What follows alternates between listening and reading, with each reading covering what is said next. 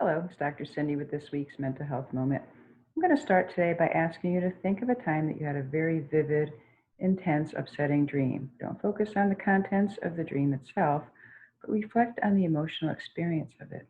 How did you feel during the dream? You may have been stressed, anxious, tense, sad, afraid, or angry.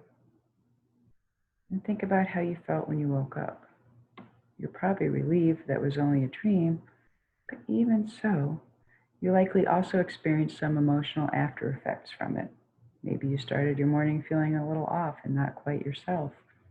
Or if it was a challenging dream about someone you know, you might have been a little uncomfortable around that person the next time you saw him or her. Whatever the dream, you most likely didn't instantly feel back to normal just by virtue of knowing it was a dream. And probably it took a while for you to completely shake off the feelings that it left. This scenario is an example of just how powerful our brain is in inducing challenging emotional experiences and how difficult it can be to regroup from that, even when we know logically that the triggering thought or situation isn't accurate or real. And the truth is that the brain creates all kinds of nightmares for us, including when we are awake. It generates thoughts and scenarios that cause us to feel stressed, depressed, worried, anxious, angry, lonely, rejected, hopeless, worthless. And once those feelings are triggered, it can be very challenging for us to shake them off and get back to feeling peaceful, calm, and content. Now, that's true in part because there is an entire chemical chain reaction that occurs in our bodies related to those various emotions. Whatever hormones or neurotransmitters are involved, once they are released into our body and the process is initiated, they have to run their course. How long that takes and how quickly we get back to normal, our normal resting state, depends in large part on how we react to that process. Unfortunately, we often tend to respond to challenging feelings in ways that prolong the agony. All of the emotional reactions our brain triggers for us are in service to something it has detected as being important to pay attention to. Since the brain's number one function is to keep us alive and safe, it is constantly communicating with the body to keep all of the systems operating smoothly, and it is also always on the lookout for potential threat. Whenever it identifies an internal need or an external challenge, it alerts us in some way. And as I've talked about before, emotions are one part of this warning system. Anything that has caused us hurt in the past, be it physical or emotional, is held onto in our memory so we can detect the presence of that dangerous thing in the future and hopefully avoid being hurt by it again. Many times, the emotional cues that our brain gives us are too often reacted to as the problem itself. This is because we generally don't grow up learning to recognize and accept our feelings as the important sources of information that they are. And we aren't taught how to take care of the emotional needs that those feelings are trying to signal to us. So, for example, when we feel sad, our reflex is to just not want to be sad, and we look to do whatever we can think of to stop feeling that way as quickly as possible. Often that is some version of distract, dismiss, or deny, which temporarily seems to get us away from the sadness, but does nothing to take the sadness away from us, because the source of it still lives on inside. And when we do finally stop and pay attention to it, when it reaches a level that we can no longer ignore, then we make the mistake of going with the conclusion that our brain gives us for why we feel that way. This goes back to how we make sense of our experiences when we were growing up and the template that was created in our mind about ourselves based on that. Because of our egocentrism as children, we blame ourselves for the things we experienced and concluded that there was something wrong with us. When those same thoughts come to us as adults in connection to our challenging emotions, they understandably make us feel worse, which is why we work so hard to avoid going there in the first place. But when your brain offers you the answer of you're worthless or unlovable or inadequate, the real problem isn't that you are those things, but that you think you are those things. It is our thoughts about ourselves that is the actual root of the emotional pain. And without addressing and resolving those distorted assessments, we will perpetually repeat that very difficult cycle. This gets back to what I was talking about at the beginning, that the brain often creates what feel like nightmare experiences, bringing up our worst fears and insecurities about ourselves and drawing us into the emotional pain of that. And then we replay and relive the horror stories, perpetuating what we've created as the narrative about our lives. But the brain does that only because that's the only story it knows. And it created that narrative in order to give us a structure and framework within which to operate. So when we try to deviate from that mindset, it resists, thinking that we need to stick with the program in order to be safe. But I propose that each painful scenario that our brain presents to us can be an opportunity to resolve rather than perpetuate the distorted view of ourselves. To do this, we have to not take the bait of agreeing with the negative thoughts and use them instead as sources of information for where healing is needed. Since we are wired to avoid pain, this is challenging to do. And it's extra challenging because we have to consciously override the patterned responses and coping strategies offered to us by our brain. We have to be willing to feel what we feel, knowing that our emotions are not actually the problem and can lead us to the solution. This means we have to shift from distract, dismiss, and deny to acknowledge, accept, and allow whatever challenging feelings arise. When we follow the feelings, we can not only get to their source and provide comfort and compassion, but also work to free ourselves of the faulty conclusions we came up with to make sense of our experiences. Today, I'm going to talk about one possible strategy for engaging in this process by using the analogy of a garden. A beautiful garden is one that is filled with things that we like to look at, which is often a wide variety of colorful flowers. Anyone who has a garden knows there is planning and effort that goes into making it look the way you want it to. In addition to preparing the soil, planting and watering the seeds, and taking care of the flowers as they emerge and grow, it is necessary to also pay attention to removing what we don't want in the garden, especially the weeds. Not only are weeds often unsightly, but they can draw vital nutrients from the soil, leaving less for the flowers. Some weeds are especially invasive and can quickly overtake a garden if they are not extracted quickly. And think about what happens when a dandelion is allowed to grow. Once it transforms from a yellow flower to a white, fluffy puff of seeds, it takes only the slightest of breezes to distribute those seeds and create the potential for even more dandelions to crop up. So the healthiest gardens are the ones that are tended to regularly. Weeds are removed as soon as they first appear, since the longer they remain in the soil, the deeper they root themselves and the more challenging they are to remove. Uprooting them early and often prevents them from taking over. Our mind is like a garden and our brain is the soil. From the moment we are born, seeds are planted there through our experiences and interactions with others.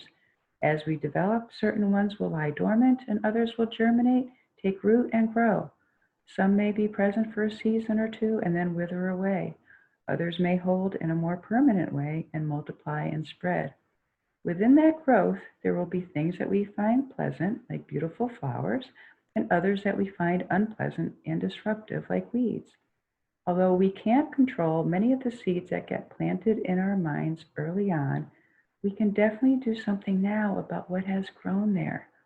How we tend to our garden will determine what continues to grow and thrive. And we can be careful about what we plant now. If we want a beautiful garden that we enjoy, we have to make a point of planting and cultivating thoughts that will generate that. Buried in all of our brains are the seeds of fear, shame, guilt, self-doubt, inadequacy, and unworthiness from which can grow negative and critical thoughts about ourselves that regularly shoot up like weeds in our mind. At best, these merely detract from a mindset of joy, love, peace, hope, and happiness. At worst, these can take over the entire garden, impeding the growth of the positive things that are also planted there and preventing them from fully flowering and flourishing.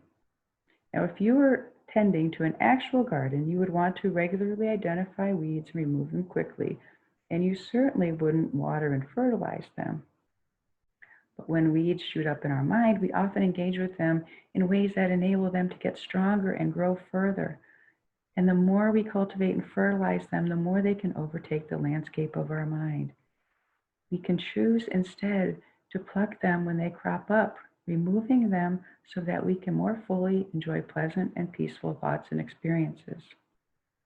So I want to encourage you to spend some time thinking about your garden. First, reflect on what your weeds are and write them down.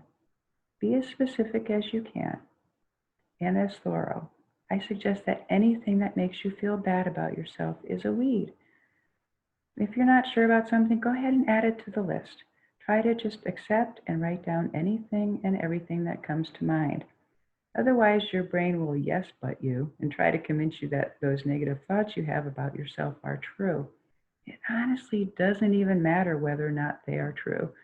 If they make you feel bad, you don't want them in your garden. For instance, maybe you are truly overweight by objective medical standards. Is that a thought that you want to strengthen so it will grow and spread, or one that you would like to free yourself of so it doesn't define you?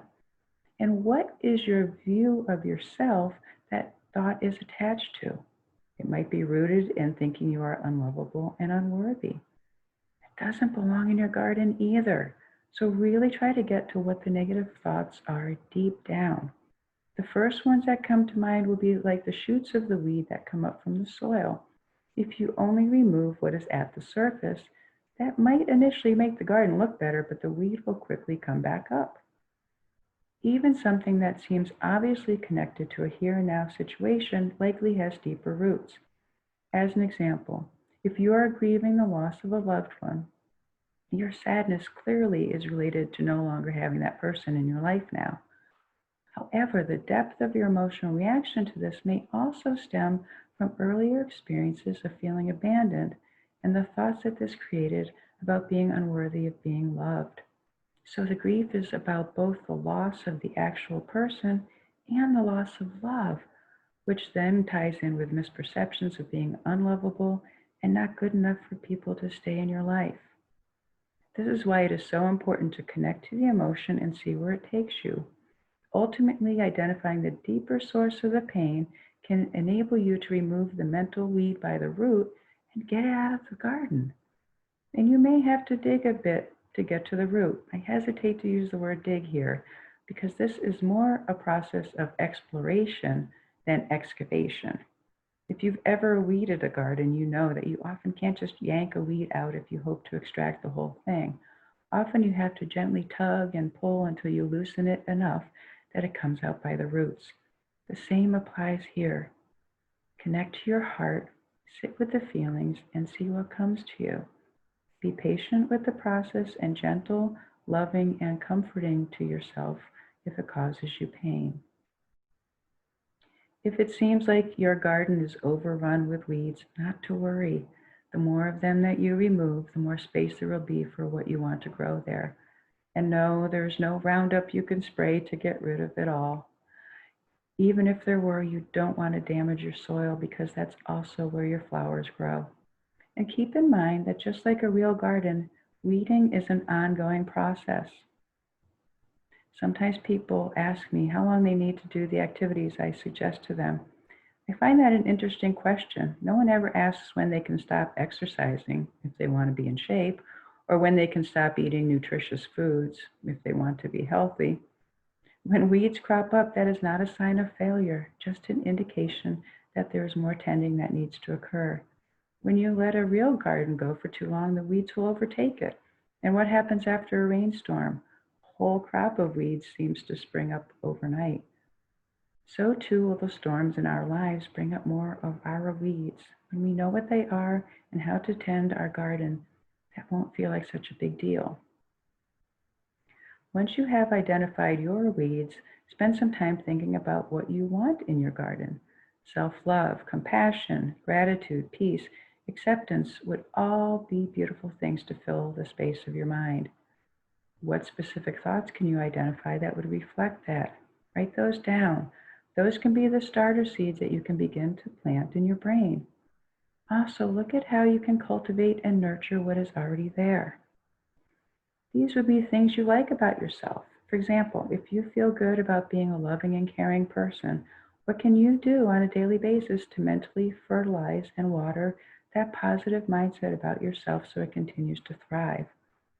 Also consider what weeds might be encroaching on that so you can make a point of working to clear them out.